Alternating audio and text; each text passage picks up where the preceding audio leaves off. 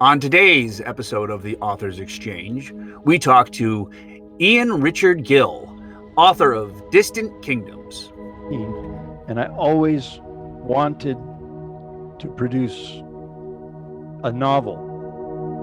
All of a sudden, we had this pandemic, and I found I had tons of time that I could sit and really think about the story and start really writing it. I'd had 20. It's almost like a Bible of science fiction. The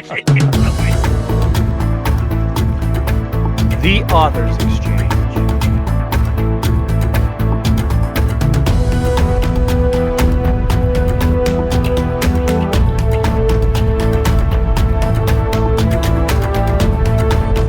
Your host, Captain Christopher German.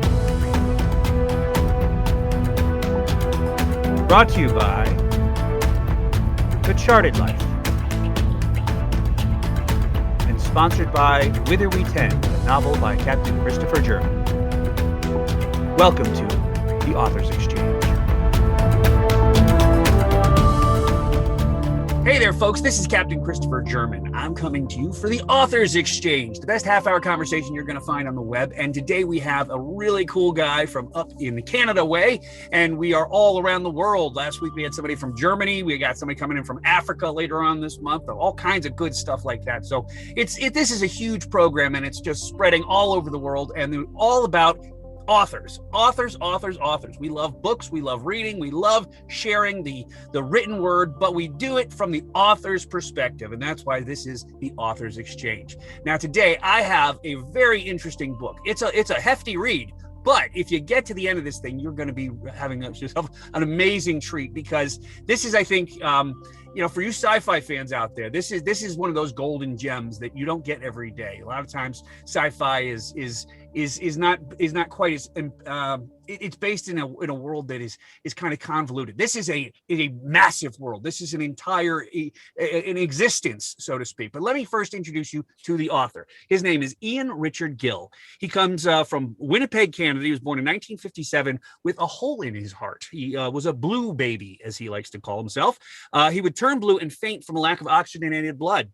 Thanks to what was cutting-edge medicine at the time, he survived, but with a childhood filled with hospitals and poor health.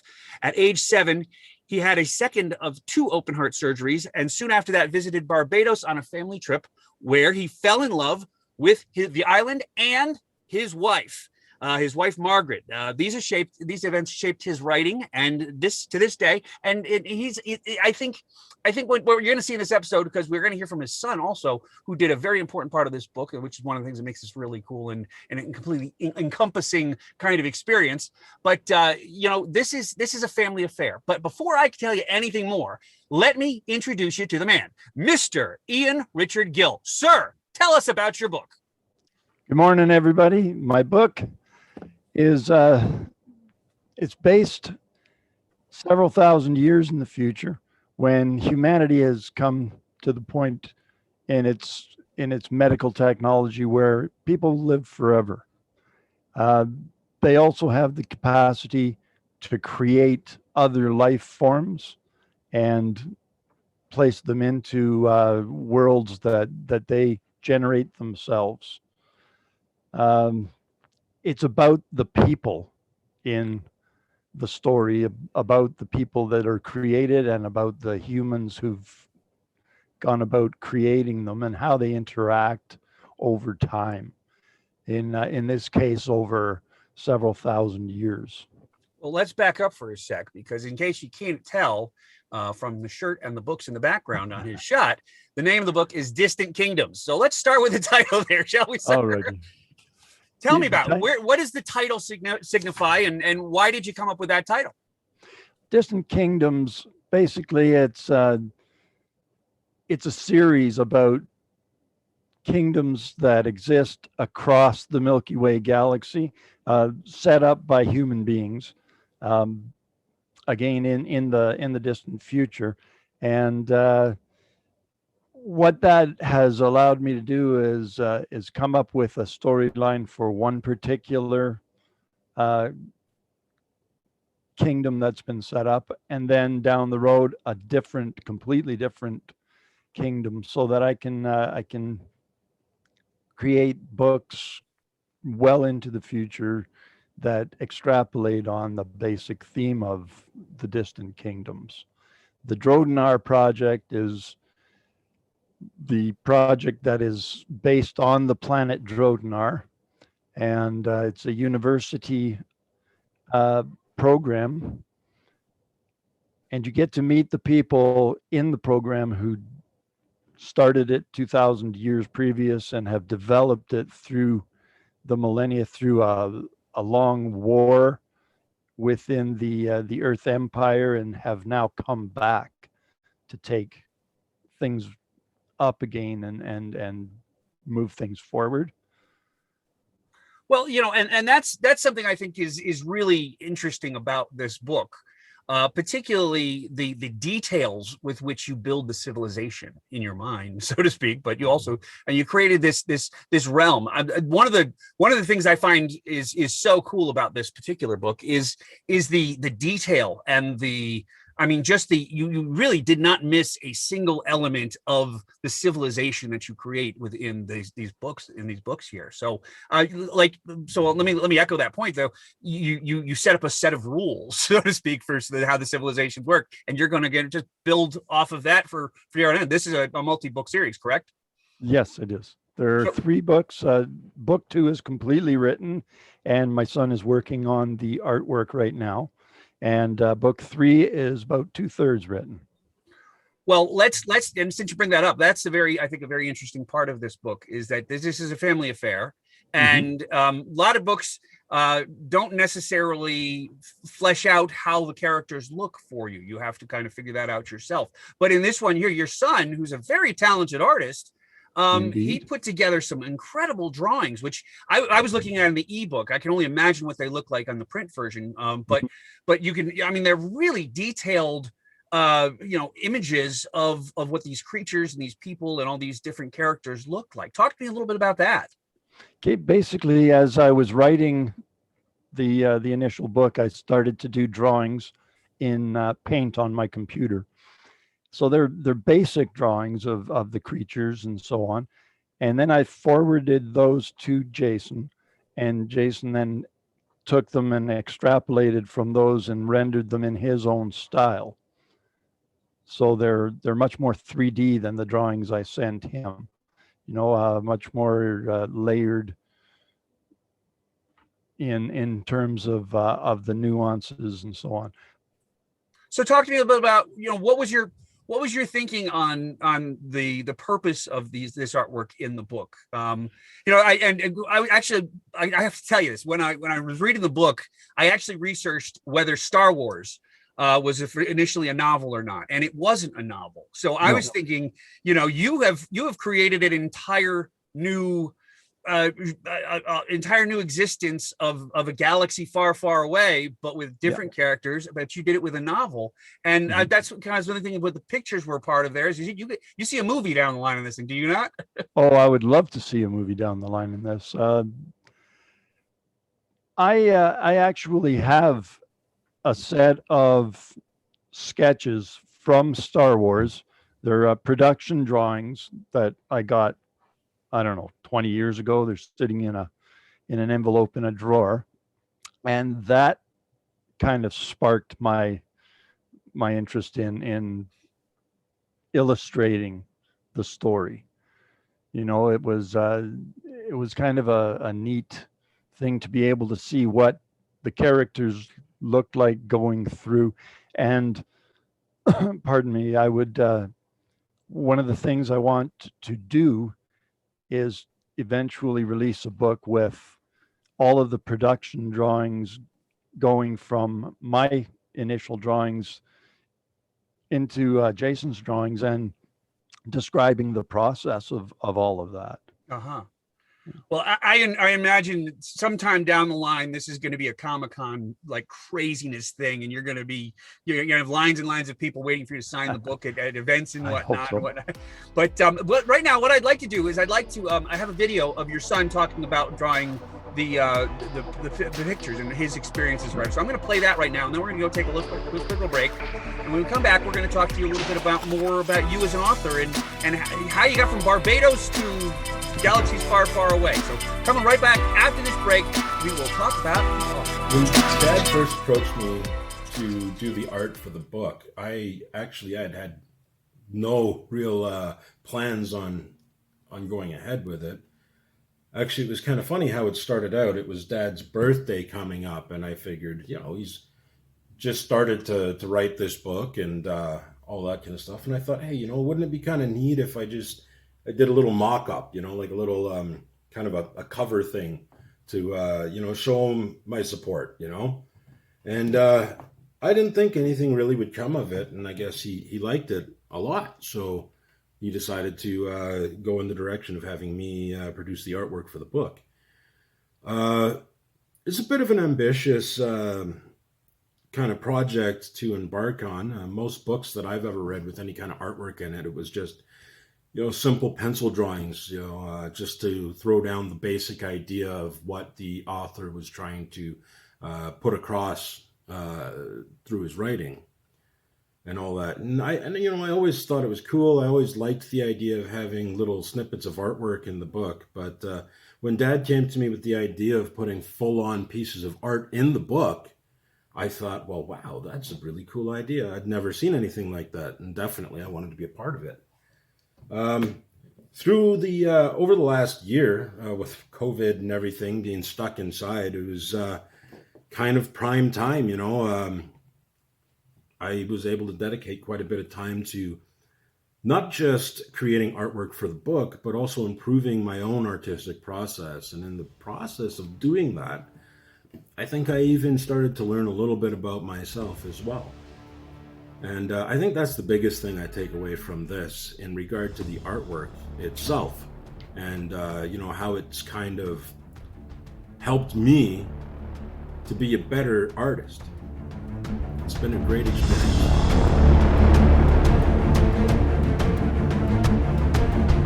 When you watch horror movies in summer, do you cry out of angst for the Halloween season? Have you ever wondered what happens behind dark, spiderweb-encrusted curtains of a haunted house? Well, boy, oh boy, do I have a solution to all of your aching problems. The Foggy Jack Live Podcast, where the haunters meet the haunted. Each week on the show, you'll learn behind-the-scenes info of the haunt industry, the talk of the paranormal and cryptid industry. We also talk about horror movies, Halloween, and so much more. So please join us each week for this creepy, kooky, mysterious, and spooky Foggy Jack Live Podcast. And we'll catch you down in the pumpkin patch where the haunters meet the haunted. The Foggy Jack Live Podcast is found anywhere podcasts are sold, distributed, or streamed. Please follow us on all our social media accounts at FoggyJack13. Please note this podcast is not responsible for explosive diarrhea, vomiting, erectile dysfunction, heartworms, or major migraines as a result of listening to the show.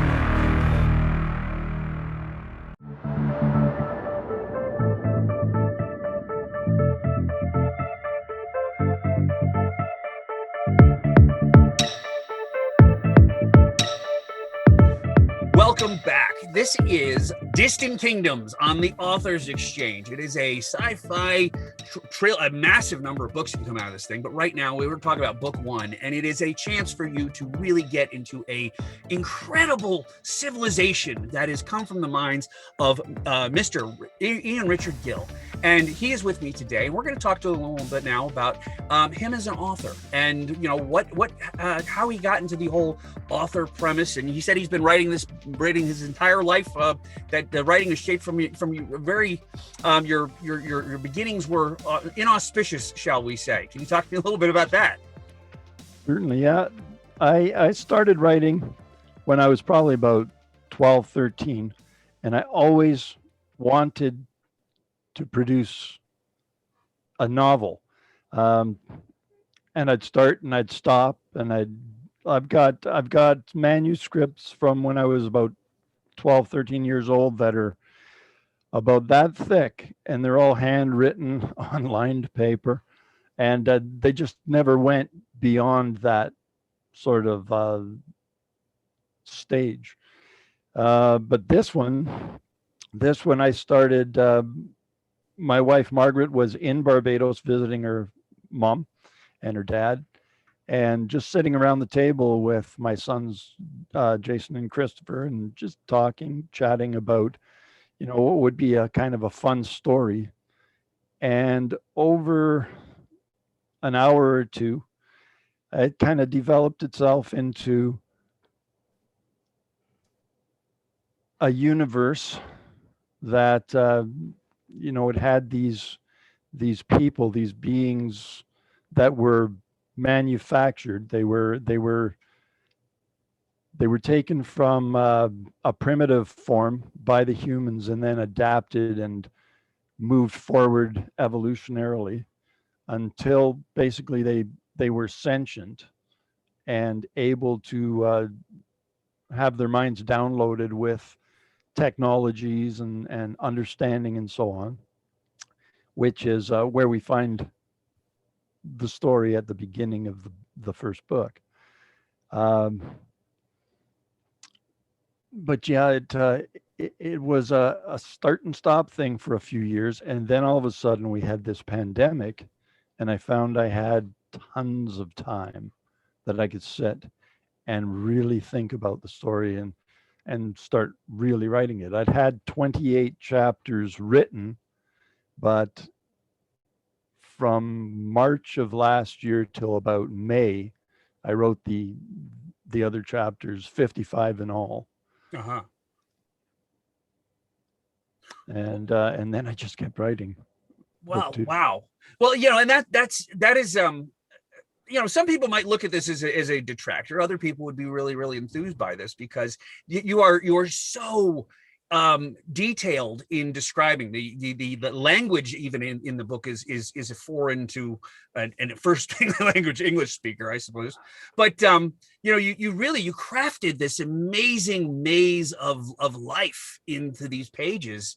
And it really, you can immerse yourself for a very long time in those 55 chapters and just trying to study this thing. I mean, it's almost like a Bible of science fiction, I think, in a lot of ways. So, but how did you get inspired to get into this massive, crafting of a civilization? How'd you get your mind into that thing? Well, again, I'd been writing sort of different civilizations from the time I was about 12. And it took that long for me to sort of develop the tools to tell a story like that. When I think I must have been about 16 years old, and I was just thinking inside myself, a character that I could base a story on. And I came up with this weird name, Poopalapping Pip. And that is actually one of the main characters in the book is Poopalapping. And eventually Poopalapping takes on the title of Pip, which is basically the emperor. Mm-hmm. And that's well down in the series, but that's the whole thing came from that one word. Uh-huh. Weird. Well, and how did you were sick as a kid? How did that kind of lead you to being the author thing and doing the whole author thing? Well, absolutely. When I was a kid, I could not go out and run and play and do the stuff other kids could do. So I was basically, housebound or yard bound, and I loved science fiction. I used to read William Wyndham and Arthur C. Clarke and all of those great old authors, Aldous Huxley. And those books inspired me to want to tell my own story, and that's really where it comes from is the inability I had as a kid to go and do the things other kids did. I had to be very careful. After my second surgery, in fact, I started having all sorts of allergies. And so spring had come and everybody else is, whoo, and I'm there with tears running down my swollen eyes. And, it was awful, wheezing. So I was very much restricted in what I could do. Yeah. And this is what I did. Uh-huh. Well, we're going to come back because we got to take one more quick little break. But when we come back, I want to talk to you a little about how you got this civilization fit into 55 chapters in 400 some odd pages, and you got it published and sent out into the world for all to enjoy. So when we come back, we're going to talk a little bit more about the editing process and the publishing process. So stay with us. We'll be right back after these short messages. Thanks. Great. The Author's Exchange aims to inspire you to write your book by telling the stories of those who have written their books. You gotta really watch out because every publisher is different. There's great publishers out there, I'm sure, but there's other publishers out there that's similar to this publisher that you just you got to do your due diligence yet again. There's a lot of there's positives and negatives to doing it anyway. But again, the bottom line is persistence. If you want to get this done, if you want something you want published, don't give up. Don't give up with it. But also other authors can be inspired by that, so they can start maybe with a web novel, then they can start jumping on the self-publishing world. But the most important message I would pass is that if you have a story and you want to tell it, just go and tell. And new episodes every Friday at noon. Authors Wanted. Welcome back to the Author's Exchange. Distant Kingdoms is on the table today, and we're talking about this civilization that Ian Richard Gill has created for us to enjoy. But it was not always so that, I imagine trying to come up with this book and send it to a publisher and get somebody to look at this thing was probably a heavy lift at some point. And so at one point, you probably never would have even heard this story because he would have had a tough time finding a publisher. But in the days of independent authors and independent publishing, things like this can be coming out of everywhere. And the pandemic was just a great time for independent authors to explode. And that's one of the reasons why we have this show. And Ian is a independent author. Are you not, sir? I am too. Well, talk to me a little about, how did you come to the independent publishing process, and how did you edit this thing? Talk to me a little bit about how you made the book. Okay, the process was something that I had previously gone through the regular process of sending out manuscripts to publishers and getting rejection letters and so on. And I thought, well, with in this day and age, you can self-publish, and Tellwell had a program where they would help me to self-publish because I knew absolutely nothing about the industry. I knew nothing about how to publish anything or, go and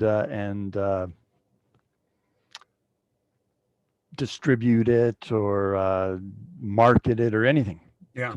Complete virgin. So I went online and I contacted Tellwell. They got back to me.